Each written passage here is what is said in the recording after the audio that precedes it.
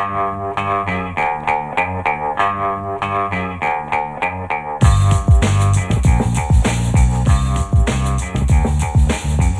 the Brian Lehrer Show here on WNYC. I'm Tiffany Hansen filling in for Brian today. Good morning again, everybody. Well, today is Martin Luther King Jr. Day. It's a federal holiday as designated by Congress and signed into law by President Reagan in 1983.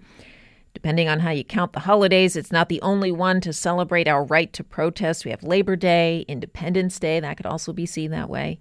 But Reverend King was an activist leading nonviolent protests up until his assassination in 1968. And given the protests that are underway here in this country and around the world, we thought it would be a good time to talk about the history and the tradition that Dr. King was a part of. We are joined by Emmy Award-winning writer Gloria J. Brown Marshall, a civil rights attorney, a professor of constitutional law at John Jay College, and an author of the book, A Protest History of the United States. Welcome back to the show, Professor. Thank you. And listeners, of course, we want you in this conversation as well. You can text us. It is Martin Luther, and call us, by the way. It is Martin Luther King Jr. Day. Do you have a story you'd like to share about how Dr. King's life and legacy inspired you to protest? Do you draw inspiration from the civil rights protests that he led? What forms of protest do your protests take? Call us, text us, 212-433-9692. Okay, Gloria, I think we should probably start with Dr. King on this day. We have a clip here it's a passage from his final speech that you reference in the introduction to your book. He's speaking on April 3rd, 1968. It's the speech that's known as "I've been to the mountaintop." We're not going to hear those famous last lines, heartbreaking lines. But this is a minute from the middle of the speech. All we say to America is be true to what you said on paper. If I lived in China or even Russia or any totalitarian country, maybe I could understand some of these illegal injunctions. Maybe I could understand the denial of certain basic First Amendment privileges because they haven't committed themselves to that over there. But somewhere I read of the freedom of assembly. Somewhere I read of the freedom of speech. Somewhere I read of the freedom of press. Somewhere I read that the greatness of America is the right to protest for right. The voice of Dr. Martin Luther King, of course, on this Dr. Martin Luther King Jr. Day. He was speaking there April 3rd, 1968 at the Mason Temple in Memphis, Tennessee, in support of a sanitation workers' strike. On the following day, he was assassinated. I want to talk about his words, though, here, Gloria, because as a legal scholar, from your perspective, the right to protest, as he says, for right, I'm putting up my air quotes, is it recognized as such even though it's not in the Bill of Rights to protest for right? Those are such powerful words from Dr. King. It moves me every time I hear them. But he was also, in his own way, a legal scholar. He understood that the First Amendment, yes, freedom of speech, freedom of press, right to peaceably assemble, but the last line of the First Amendment says that we have the right to petition the government for a redress of grievances. People rarely get to that last line. So we do have the right to ask the government to fix our complaints. So even though the word protest is not in the Constitution, it's the assembly of those rights in the First Amendment that give us the right to protest. And he understood that from the very beginning, it was understood by the framers that the people had that right. So do you see protest as an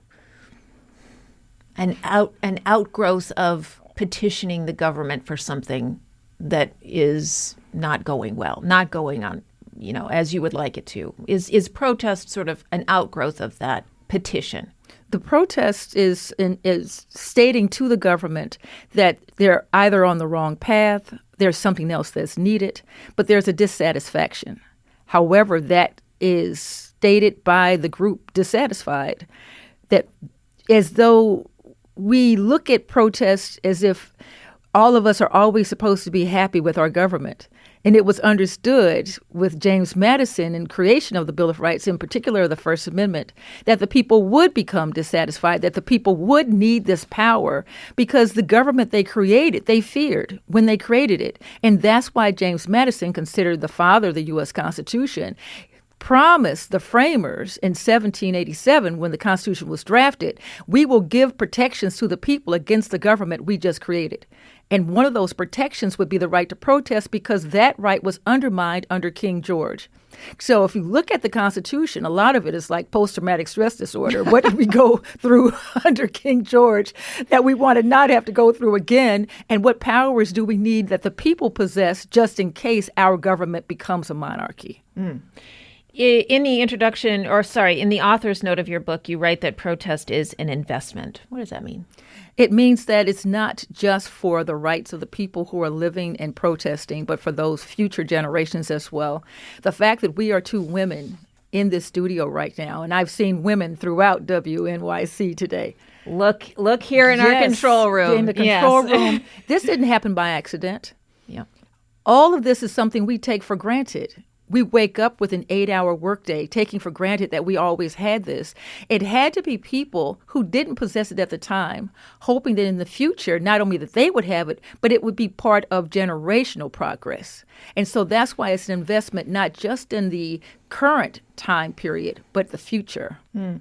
And when we're talking about protest, we're not just saying you and me in the street with a sign. There are other forms of protest.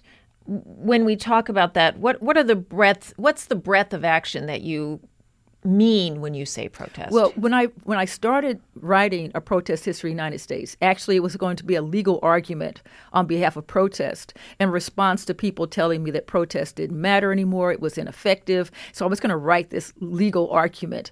But then I realized that protest was not confined to legal cases. It involves so much more than that. And so therefore I had to expand it to storytelling, but history-based storytelling.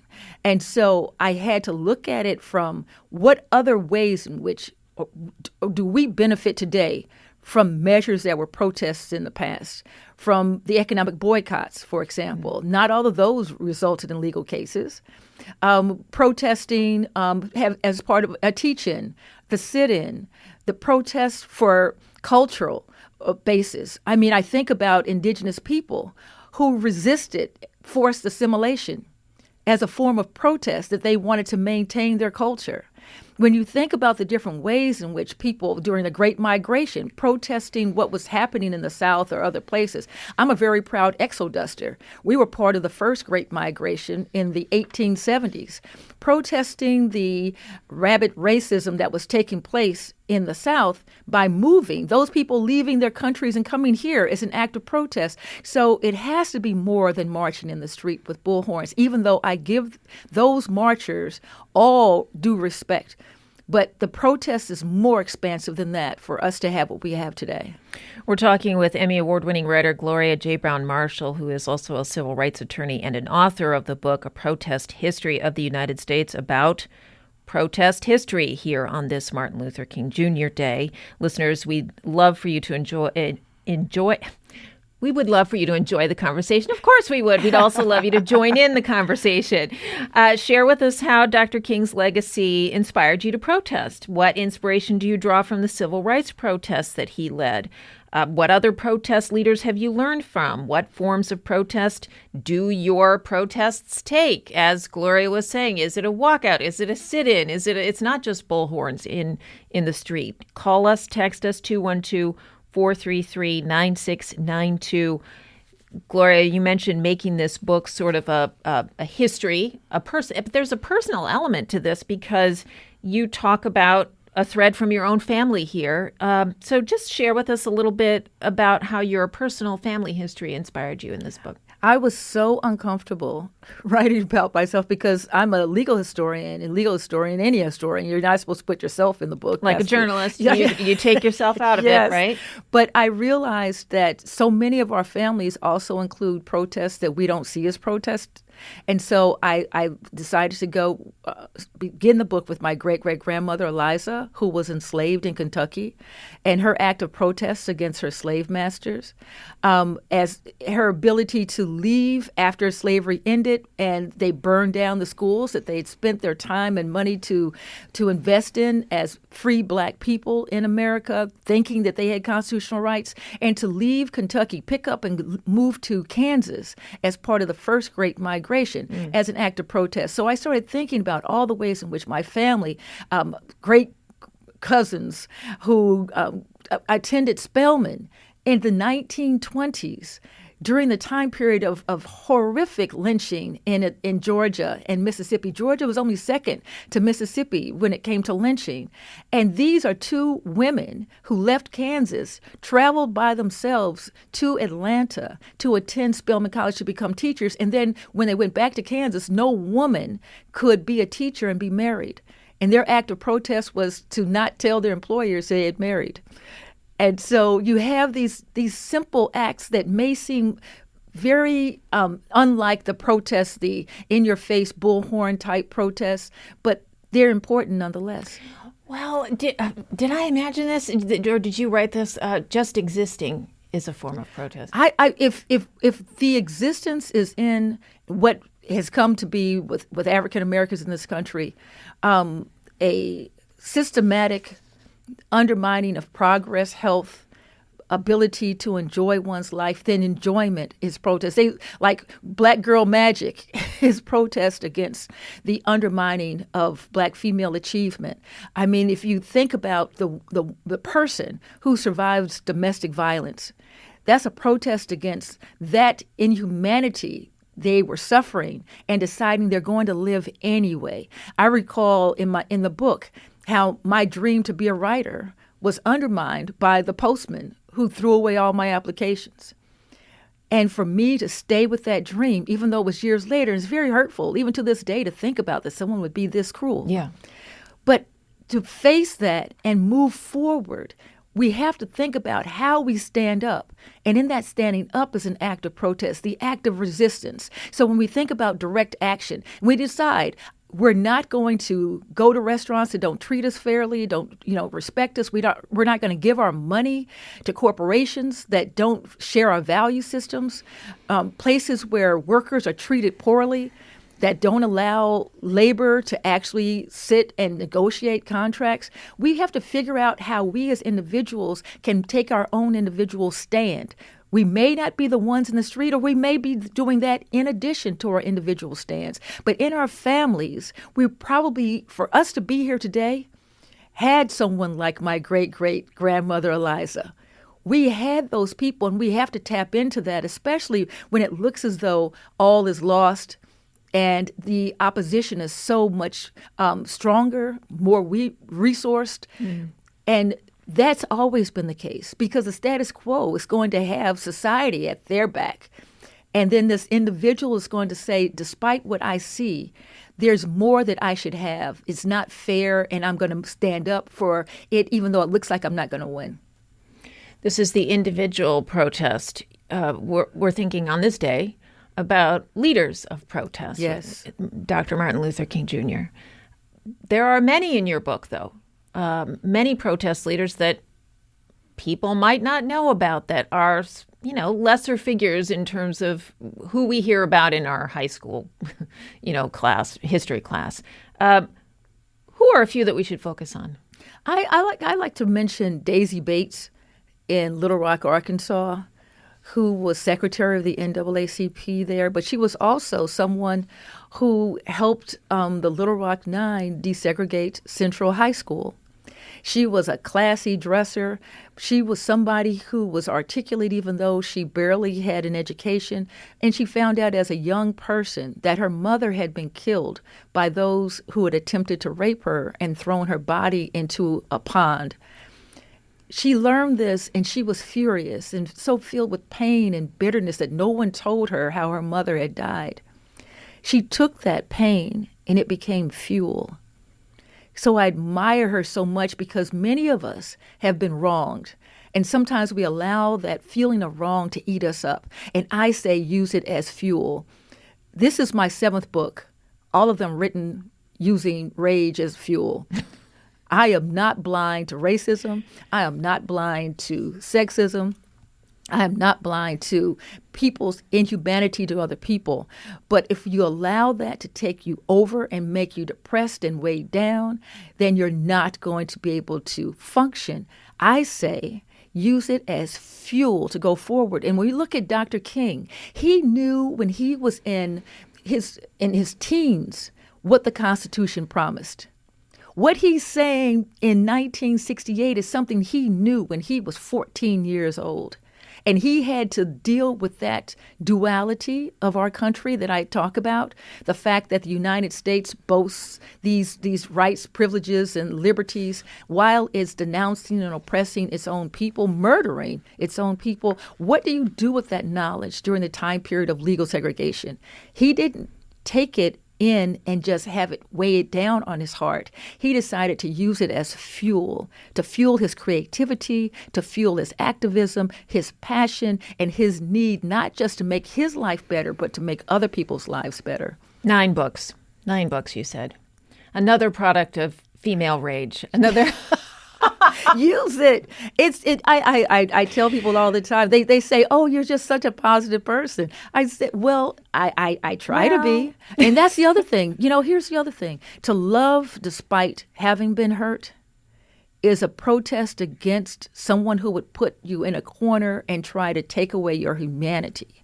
So that's why I'm saying there are so many ways that we are pushing back all the time, and we can. There are opportunities to push back and to share with others in making a more expansive life, a progressive life, a life of social justice. And there's always going to be the other side that says, well, that's not the life I want. That's not the value system I want. So you can't, people say, well, why is it that we're refighting the same fights? I thought this was done.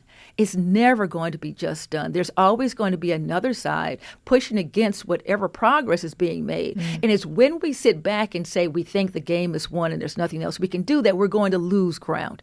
We always have to realize the other side has an opposite idea of what the country should be, where women should be, where people of color should be, where education should be, and they are going to fight for their vision.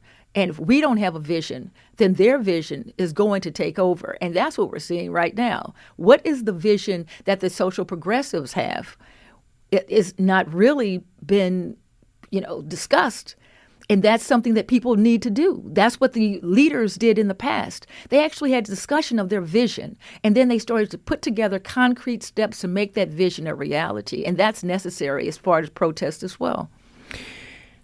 I do want to talk about that dual personality, the Americans' dual personality with you here. On one hand, we have our ideals. On the other hand, we have our reality. But I want to bring a listener into our conversation here, Gloria.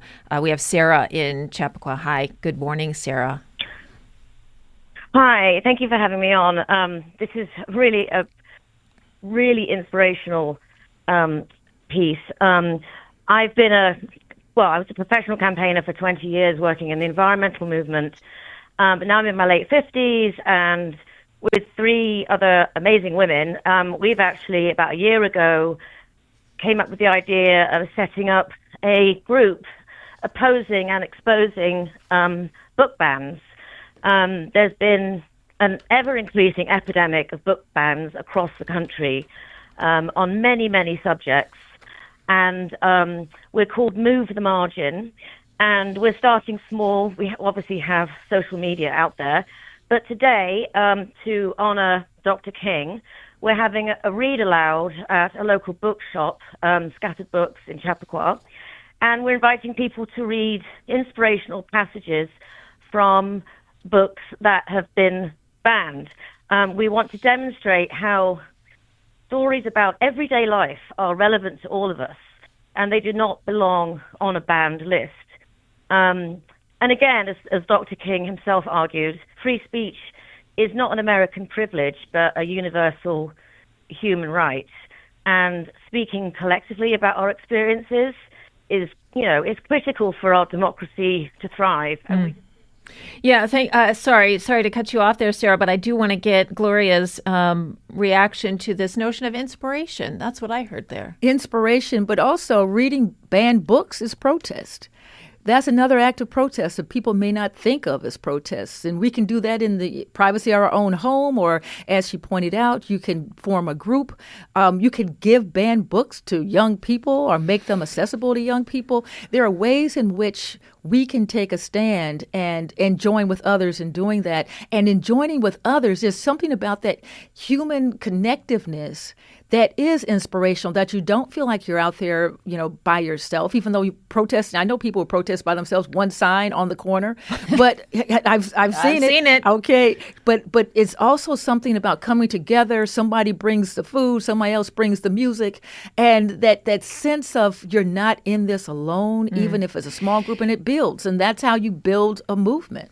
I want to talk here because we only have a few minutes left, and I promised we'd talk about this dual personality that you mentioned. We have our ideals on one hand, we have our reality on the other. In that clip that we played at the beginning of this segment from the Reverend Doctor, be true to what you said on paper. Talk to us about that duality. The duality is that the 250th anniversary of the Declaration of Independence is this year. And the Declaration of Independence is a protest document. We have at the one point empire building, and it's always been empire building. And at the other side, we say we're about liberty and justice for all. So that's at loggerheads right there. This sense that on the one hand, the country wants to be this empire builder, crusher of souls, money changer, and then it wants to boast about liberty. And so these two things, as I say in my book, A Protest History of the United States, that the empire building gives the reason why people protest, because the empire builder is a crusher of spirits. And so those people whose spirits, as King said, fall to the ground, rise, and they're going to rise up against the crusher of spirits and say, no, my humanity means more than your dollar. And so this humanity versus a dollar is going to be an ongoing battle that takes place in this country. And if I can just quickly, we went through Thanksgiving. This idea of Thanksgiving, people think the country began with the Pilgrims. It did not. It began in 1607 as a business enterprise with English business people getting a charter from King James to have a colony in the New World. On land that was already occupied. Yeah, land already occupied. And so here we now have the people rowing the boat are seeking liberty. The people at the top are looking for a business enterprise. So even in the ship, we have this conflict between the liberty and the enterprise that continues to be the conflict we're working with. And as we go through our country with this dual split personality, we go through this history, it's always going to be on the one side, we're about money and empire building. On the other side, the people who want liberty and justice are going to keep rising up. And so that is given the impetus for the protests that we will continue to have as people seek the liberty, as Dr. King said, that was promised. We have 30 seconds. You're here today commemorating the Reverend Doctor. What else are you doing today? Today I'm in deep prayer and meditation and focused on mental, physical health, because we're in a battle. And you have to make sure you're ready. And I think reading, and that's another thing I'm doing today. I'm reading. I was going to be in a protest that's taking place in Newark, New Jersey. That was in last year. I've led many protests. I've been part of protests. I've been protesting since the third grade. I believe in it and all this different, facets. But I think today is necessary for me to understand how deeply troubled this nation is and how I can be of assistance and continue on what I can consider a spiritual journey. What are you reading? I'm actually reading a book about Huey Long. All right. but I'm also writing a novel. Oh, good. And so I'm working on that as well. Oh, well, we'll talk about that. All right. We've been hearing from Gloria J. Brown Marshall. She is a civil rights attorney and Emmy award-winning writer and an author, by the way, of a book that might be good to read today. It's called A Protest History of the United States. Gloria J. Brown Marshall, what an absolute pleasure. We appreciate it so much. Thank you so much.